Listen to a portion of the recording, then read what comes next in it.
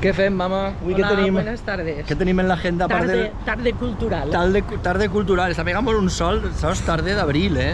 Buf, Per què anem a fer ara? pues anem a veure bé l'exposició d'Emilio Carbonell, perquè l'altre dia és que quasi no la vam poder veure de tanta gent De que tanta hi havia. gent, però vam disfrutar també molt perquè Molt. va vindre moltíssima gent, tant d'altres dissenyadors, festers involucrats en aquestes esquadres. dissenyadors. I guai. tenim també una sorpresa, perquè a l'eixida anem a mostrar-vos una exposició que va també agradar-vos molt, així, en la Fundació Mútua de Levante. Anem a passar... Esta porta és una gràcia perquè s'obre i es tanca ja soles. Sí. El que passa és que més d'un dia el donarà una sorpresa. Està Txelo Navarro ahí, està concentrada, però després parlarem en ella. Ara després parlarem en ella. Anem a veure, perquè així la veritat és que és un reducto de cultura brutal, així la sede de Fundació Mútua Levante.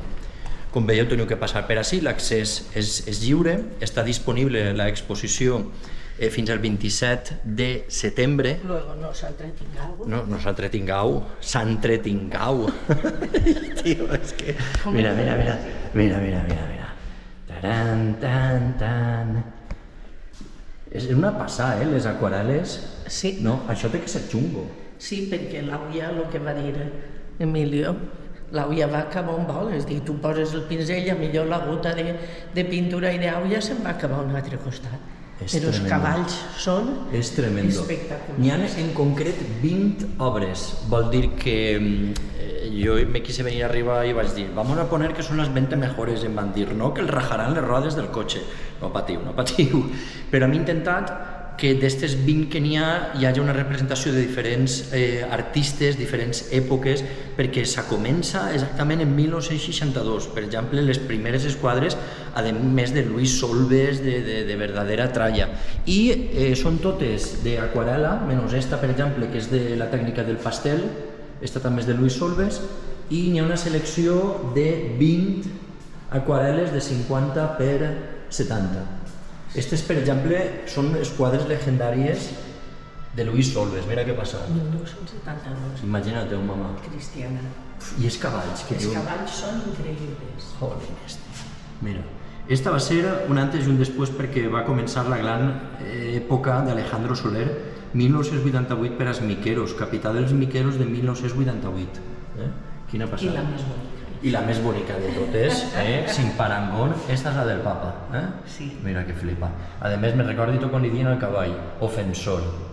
La I representació... el cabo batedor, Fernando Velda, míralo ahí, mon pare, ahí. Tara, en cavall de foc, qué temazo, com sonava això. El trabajo de Xixona, la xafigà de Muro, interpretant Cavall de foc de José Rafael Pascual Vinaplana. Molt xula. Els bequeteros, el capità... I fija't, mama, que, per exemple, el tema de l'aquarel·la, que a voltes es verena un poc el paper, genera que tinga com a 3 dimensions. En alguns puestos, clar, per la saturació de pintura, d'aigua, genera això com si tinguera 3 dimensions. Sí. És un Esta, per verdadero... exemple, pareix una explosió de... Sí, i està així en horitzontal. I la emmarcació que ha sigut de Jordà, Marcaciones Jordà, i després el muntatge de Copart, un espectacle, perquè mira com va... El passepartout gris el li passepartout, xulíssim, xulíssim. dona a la pintura encara que ressalti més. Sí, i esta, per exemple, Guzmans, del mig, també va ser un antes i un després, esta que es van rapar el monyo, estem parlant del 2007, l'esquadra eterna, a més en el cavall i tot tal qual, perquè este és Itaquero, si no m'equivoque, Itaquero, li diuen el cavall, i esta esquadra d'Antonio Aracil que anaven com perses, el disseny persa i el que era ahir, l'espècie esta d'escafandra, estava fet així a tot tipus de plàstic, una passada. Moltes d'estes me'n recorde, Sí. Tanques els ulls. Tu tens una memòria... De tísic. De tísic. Tísic. Jo no sé el que serà, això què vol dir, memòria de tísic. És una enfermedad. Però i per què? Pues no tinc ni idea, però tísic. sempre s'ha dit, tens una memòria de tísic, és perquè l'enfermedad agudizava la memòria dels pobres malalts, no ho sé. Que susto, mama, no em faces... Vale. Aquesta taula és molt xula. I com li dona també a tot el que és l'alrededor, fuà. Que tremendo, que tremendo. Perquè dius, vale, és Sant Nicolau, és un sueño, Ara ja anem acostant-se 2024, este ja són més recents. Juan Climent. Hi ha una representació de tots, de Moïnya. Esta va ser... Està molt xula, de los hermanos Piñero y Moïnya. Era com si anar en ceràmica. Sí. Que xula, que xula. L'exposició, com podeu veure, ara després vos penjaré, té un código QR ahí baix, però ara després vos ho penjaré també per a que pugueu cedir el catàleg digital, perquè no queden més catàlegs, es va fer una mostra xicoteta. El catàleg està online, també està a la pàgina web de Samarites, que per si vols pegar-li una miradeta, perquè n'hi ha 90. I estan els preus? Estan els preus, perquè aquestes que estan emmarcades tenen un preu de 235 euros. I les altres làmines són a 200 euros. El 50% dels diners que s'arrepleguen van al banco de comida fresca del Rotary Club Font Roja Alcoi. ¿Vale? Vol dir jo que vull una. Tu, home, la del papà tenim que comprar, no sé si ixa o una altra, però ixa invertirem. Jo en vull que uno. Ja tens els reis, ja tens els reis. I mira, hi ha un vídeo que va projectant-se, i aquest vídeo també vos passaré el link, que estan tots els links ahí preparats, perquè en este vídeo van projectant-se altres esquadres de negres. Penseu que s'assignen 20, la resta n'hi ha 70 més, Mig Descruzados, José Moïnya, Luis Sanus, per exemple. Però també és interessant perquè n'hi ha una entrevista d'uns 15 minutets, 10-15 minutets, parlant en Emilio, perquè realment Emilio Carbonell és un poc reflexe d'eixa gran eclosió d'artistes d'esa mal llamada escuela comercial, no? Era comercial perquè teníem que viure, però aquesta gent era molt bona, mama, tu imagina-teu... És molt bona. Imagina-teu tota la generació, a començant en Àlex Alemany, Miguel Pedro, Jorge Cerdà Gironès, Emilio Carbonell, vol dir que és una gran montona d'artistes d'una escola que òbviament n'hi ha que pintar, i si es pinta comercial doncs n'hi ha que viure. Sí, però és que jo crec que això s'ha entès mal, això de comercial. És dir, és que és realment el reflexe d'una cultura i d'unes vivències que es tenen que posar en valor, claro que sí. Total, nosaltres que ara... Això és espectacular. També la de realistes dels germans Sempere, que bèstia, tio, que bèstia. 2003, com passa el temps, flipa. Ahir va ser l'any que vam començar a retransmitir per Canal 9, madre. En el 2003, vam començar, que recuerdo, i ens vam jubilar en el 2011, en el Capità de Realistes. Casualitat, va ser el 2003 el Mig de Realistes i el 2011 Capità de Realistes Antonio Rafil. Ja van dir, es jubilem. Va, prou. Y ya no puedo más. Exacte. Ya no puedo. Bueno, tiramos perquè si estan en les oficines és de segurs. Espera, passa jo davant, mamà. Sí. Vale. I ara anem a ensenyar-vos el següent pas, perquè a banda d'esta exposició que podeu veure així en la Mútua de Levante, teniu un pedazo d'exposició tremendo. Mira quin muntatge artístic así en la sala principal de la Fundación Mutua de Levante, y nunca mejor dicho tenim a una alcoyana por el mundo, que és la primera volta que Chelo Navarro exposarà així en Alcoi. Chelo, alcoyana, però a més por el mundo de veres, Sí, en França des de fa 50 anys. 50 anys, Chelo Navarro, increïble, perquè em va resultar curiós, vaig llegir en premsa que comentaves que no havies exposat mai així en Alcoi, i que era la primera volta i la primera oportunitat. I com surt la idea i com... Pues perquè esta exposició en el meu cap no hi havia puesto altre per exposar-la que així. És algo que parla de la meva terra, de les falles, de les ruptures geològiques com existeixen així en Alcoi, i les meues al mateix temps. I claro, els meus pares són d'ací, els meus germans són d'ací, tenim molt arraigo así, claro, familiar y de toda la vida. Y entonces yo volia que esta exposició fora así, no la exposa en ningún puesto. Totes aquestes coses que veu així eren pa sí, així que vam pelear un poquet hasta que vaig trobar el lloc on poder... I sobretot les persones adequades que van acceptar que això que això poguera ser, perquè si tu tens el propòsit de fer-ho, però si no t'escolta trobes l'apoyo, clar. Així és que va ser un treball comú. Conjunt. Gràcies a Pep, gràcies a Edurne, perquè este xic no estava encara, però és igual de simpàtic. Sí, la veritat. I bueno, pues, al final ho han aconseguit. Molt xulo. Molt xulo perquè realment quan estàvem muntant nosaltres dins la de l'exposició d'Emilio, veiem també tot el muntatge que estava fent-se ací i és increïble perquè és molt de vanguardia, però com bé tu dius, també relacionat en la terra i en els trencaments pròpiament d'eixa terra teua. Comentaves també que els teus fills havien nascut en França i has passat ja tota la vida allí. Sí, claro, jo me vaig anar fa 50 anys i vaig crear una família allí perquè el meu marit és francès, ha tingut 3 fills i 2 estan en França i el menut ha fet el camí contrari al meu. Ell se n'ha tornat a viure així al Coll i viu actualment, ell viu així en el Coll. Ha fet al revés de sa mare. I aquesta exposició fins a quin dia estarà? Hasta el 31 d'octubre. 31 d'octubre, ¿vale? Pero de todas formas que no se os vaya la pinza, que os conozco, que molts, ja anirem, pues vens, veus la d'Emilio i per suposar la de Chelo. Ja per una volteta a veure com està el tinglao, Chelo, acompanyamos sí, a veure... Sí, dime. Si tens alguna pregunta o... A més, en el blanc és que és... I entenc també que són tots materials majoritàriament reciclats. Sí, molts. O reciclats o que no són específicament per fer obres. Sí. Jo agarro moltes coses que els amics em donen, cartons, que ho arrepleguen en el carrer, en madera. M'agrada també esta tela en alveoles. Perquè et dona l'oportunitat per primera perquè és molt manejable i a més pots agarrar moltes coses damunt. M'agrada la tela, m'agrada el paper, el cartó, els fils, madera, tot. A Maria Àngels, nosaltres tenim una amiga, ma mare. Dis-li-ho a Maria Àngels. Dili. Perquè ella és dissenyadora i li encanta tot el tema d'interiorisme i...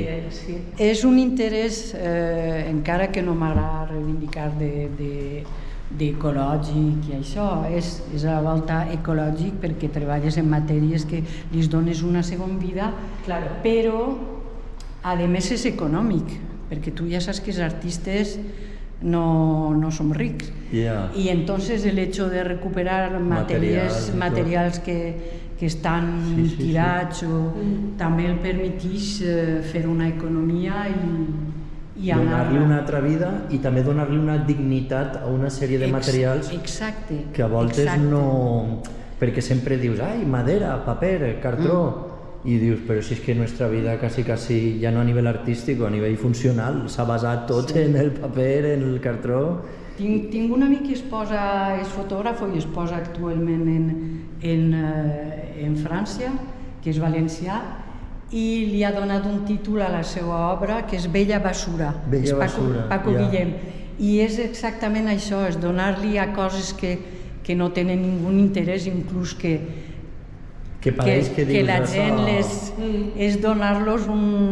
Això a la brossa, que diem així en el coll, brossa, tira-ho a la brossa. Jo les primeres voltes que en València ja de la brossa, dient, el xiquet este tampoc no està bé. És donar part de la brossa bonica, també. Sí, donar-li ahí. Anem a avançar un poquet, perquè mira, així n'hi ha també un muntatge fet en llana. I a més s'ha quedat en aquest espai. És que me'l vaig imaginar per aquest espai perquè Edurne i Pep em van donar el plano de la sala i clar, jo com vaig veure aquesta espècie de capella ahir em vaig imaginar en seguida poder fer un muntatge un poc especial perquè és de veres que l'espai es presta molt a tot això. Sí, és... perquè moltes voltes, i molts de vosaltres que em pregunteu I això què vol dir? I sabeu que jo sóc follower d'Arjona. És que a voltes l'art ja no és en si, bueno, puedes recrear las navas de Tolosa, la iconografia de Sant Pancracio, sí, però molts dels camins de l'art és una experiència estètica de que a tu pot agradar-te, no pot agradar-te, què és el que sents en aquests moments quan estàs davant d'aquestes manifestacions artístiques. Sí, vol dir que ara estem així en un moment donant-vos unes classes d'arte contemporani fundamental per a que pugueu... és que ja no cal entendre de dir, ai, jo així és que veig uns núvols, veig uns borreguets. No, olvídate. Vull dir, l'art des de Picasso i la senyorita d'Avinyón i tota aquesta gent, això ja camina cap a uns altres arts, uns altres derroteros, pot agradar-te més o menys, però com a experiència estètica, a més els colors, el roig, el blanc, és que és a mi m'agrada és com les canijes. M'agrada tirar-la... Les caniques? Les caniques, sí. M'agrada tirar-la un poc més lluny, m'agrada experimentar coses diferents, coses que no s'han fet, per veure on puc anar. Sí. L'art és el que és i hi ha coses meravelloses des de sempre, no hi ha discussió possible, però si continuem a repetir sempre les mateixes coses... No, i més en les possibilitats que n'hi ha avui en dia a nivell també d'electrònica, d'escenari... I d'obertura, perquè és de veres que l'ull que portem avui en dia a l'art és un poc més obert, molt més obert. Sí. I a mi això és el que m'agrada. M'agrada sempre a veure si la tira un poc més lluny, a veure quina forma fa. A veure què mos és d'ací. En les aquarel·les, en Emilio Carbonell parlàvem algo similar, que realment en l'aigua posa l'aigua, els pigments, i a voltes és a veure on arriba, no? I després crea unes sensacions, unes formes sinuoses, i diu, és que això jo no ho he fet, jo vaig tirar l'aigua directament. És algo, és tremendo, és curiós. Però és de veres que és això, a voltes comences a fer algo i estàs com si eixe algo t'estirara i anaràs tirant-te un poc més lluny. Exacte. Tremendo. Pues també és un verdadero plaer, perquè Txelo, jo vinc a l'exposició d'Emilio Carbonell, però crec que s'ha quedat a viure així en aquesta exposició, quasi el veig tots els dies. Vol dir que tots aquells que vinguen, que aprofiten, perquè realment ella està així, no? Per desgràcia, me'n vas demà pel matí. Anda, bueno. Havia previst quedar-me 2 mesos, però tinc un problema que m'impedís i me'n vaig demà. Però tornaràs o ja la deixes en buenas manos? No ho sé. Bueno, però per almenys quedarà este vídeo, i també si teniu un dubte el personal així de sala o qualsevol coseta. I em pense que van a fer com es diu això que està allí? Lo del QR, sí que pots descarregar-te-ho. I ha fet una visita comentària virtual.